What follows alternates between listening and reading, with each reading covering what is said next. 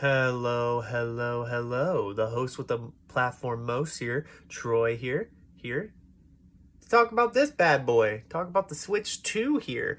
I was very lucky enough to pick up the Switch 2 when it was able to launch, thanks to community members in my stream. I do thank you guys again. I wouldn't have been able to justify the purchase without it. So, I thought I would give my overall thoughts on the system. I been playing it on and off this past weekend. Unfortunately, I've been under the weather and also been helping out with some family with some stuff. So unfortunately, I haven't been able to play as much as I want to, but I've been able to get a little bit of some play time the past few days, particularly like Sunday and yesterday here. And overall thoughts, I really like this console. This is the Switch Pro that I've been wanting from Nintendo pretty much since like 2020 2021, when like the Switch Pro rumors were really starting to become rampant during that era.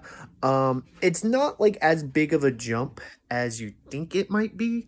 It is a pretty big jump from the Switch 1, but it's not like, it's not doing anything like completely Nintendo. Like, this is the probably the most simplest transition we have ever seen from Nintendo ever, which is kind of insane. There's always been like a gimmick. There is the mouse mode, which the mouse does run is really cool, is really good, which I do like really appreciate.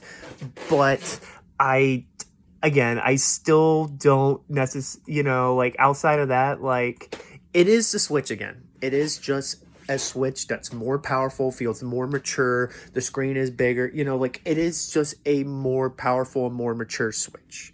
Which again, I feel like that's like, I don't think it's weird because it's like it is kind of a criticism, but at the same time, like that's kind of what we're wanting from this. Like, we didn't really want Nintendo to kind of go get weird. Like, hey, we love the Switch, just do it again, just make it more powerful. So it's not like running like barely at 30 frames per second at most games on that. So the system itself, it feels good to play handheld. Like the screen is bigger. It's definitely, I like how much bigger it is just because I have big hands, so it does feel good on it. The Joy-Cons feel great. I love the magnetic strap on it, the magnetic how you take it off and on. Like, I think it works really well. It once it's on, it's on. Like, it's hard to get off. I haven't had any issue with it. I've been playing handheld a lot with the system and I really love it. My biggest issue with the handheld, and I feel like you've been hearing it online, it's the battery life. The battery life fucking sucks. It just straight up blows. It blows. You be lucky to maybe get like 5 hours of gameplay on one battery. Like, I haven't even tried because by like 1 hour of like Mario Kart World, I was already down to like from 100% to 60%. So I'm like, dang, like 40%, like just 1 hour. That's pretty rough. We kind of knew this battery was kind of going to be garbage, but man, we did not expect it. I did not. It's really the biggest criticism, and I know like probably some other some like later versions, or potentially whenever we get the OLED version, like I do see the battery life improving from there. But yeah, another thing, I don't. It's not as much of a criticism for me as much as other people. I know a lot of people are dogging it because it doesn't have an OLED screen. I get the criticism. I wish it has an OLED screen, but however, what it is doing, it does have HDR. It is true 1080p. It can do 120 frames per second for if the games are allow it. Like, it is doing a lot for a handheld. It is really doing a lot for a handheld. So that's why I'm okay with the not really having an OLED, because it still looks nice.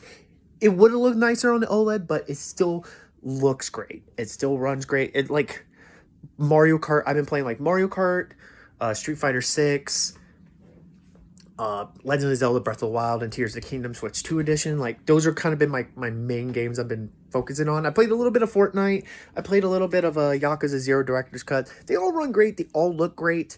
It's a great portable system. Like, it's really good. I do think it is worth the $450. I wish it was $400. I wish they were able to do it, but like what you're able to get on this system is honestly more meaty than you expect.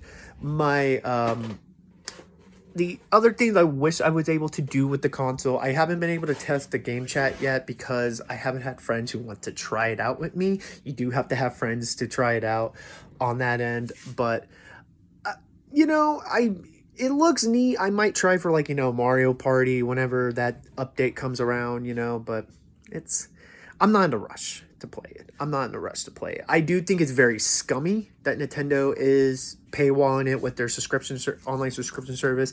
Again, I feel like most people would pick the subscription service just for other reasons, but it still kind of feels scummy, like you kind of lock that. I know you get the other benefit, but again, it just still feels really scummy, especially since this is not a cheap console.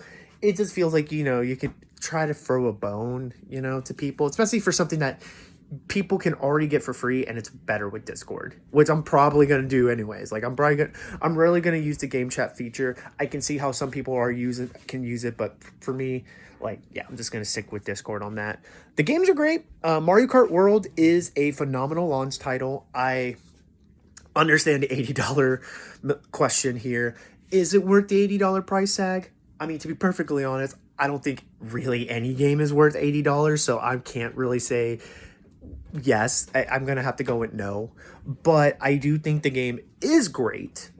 I've been really loving it. I did buy the physical edition because I'm a fucking crazy son of a bitch who has to, like, collect everything. But I've been having fun with it. I think Knockout Tour is a highlight of that game. The course design is fantastic. There is weird, questionable decisions because of the open world aspect and how, like, you're kind of basically racing to each course here. Like, the world does feel alive, but then some, driveways are just kind of bland. Some are interesting. Like, you're not going to play the same version of the course more than once, which I find very fascinating. Like, there is, like, really cool ideas, and I think they're mostly work. They just kind of are some small pitfalls on that here. The online has been great. I do wish some of the matchmaking or some of the settings could be a little bit better. Hope Nintendo does patch that out, because we know they're going to support this game for pretty much probably the whole console. Like, let's be real. But yeah, the courses are great. Some of the best courses. Like, I think this has the best Rainbow Road of the whole series, so I cannot recommend it enough. But yeah, like, I only really recommend the Switch 2. As much as I love the console so far, like, I've really been digging it. Like, I only recommend it for people who are just dying to play the new Mario Kart, or just wanting to get the new console and just, like, replay their old Switch games, but at a better frame, like performance. Because most games do get a performance boost, even if they didn't get the update. Like, they'll get, like, a boost from it. So it does make some Switch 1 games way more playable on Switch 2. So again, it is a good console. It is a good console. I do recommend it. But again, only if you have the means to justify the purchase, if you're really dying for Mario Kart, or if you're just wanting to get to your back catalog here. I also, if it's like your only just want to upgrade from the Switch and your only upgrade, the only console, it is a good upgrade. It really is. Like, some third-party ports are great. Like, Street Fighter 6 on the Switch honestly might be my version I might be sticking with. Like, I'm generally surprised how well that game is, like, ported. Like, it is comparable to the PS5 and Xbox Series S, obviously, or X.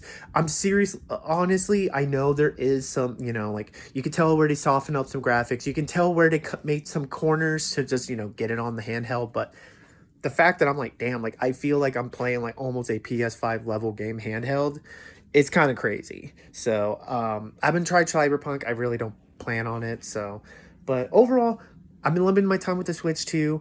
I do recommend it.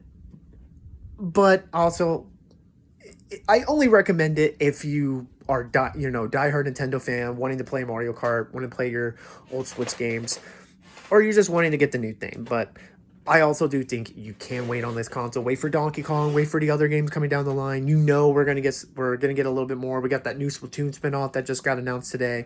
There is stuff down the line, but if you just want to wait for more titles, because again, it is kind of bare bones right now. But I do recommend the console. So it's a great console. But maybe you can wait on it if you don't have the funds. But let me know what you think. Have you guys been playing the Switch 2? What would have been your favorite games? What been like your biggest biggest criticisms, or your biggest thing that you love about it? I would love to hear it in the comments. Let me down below. And yeah, you guys have a great one. Peace.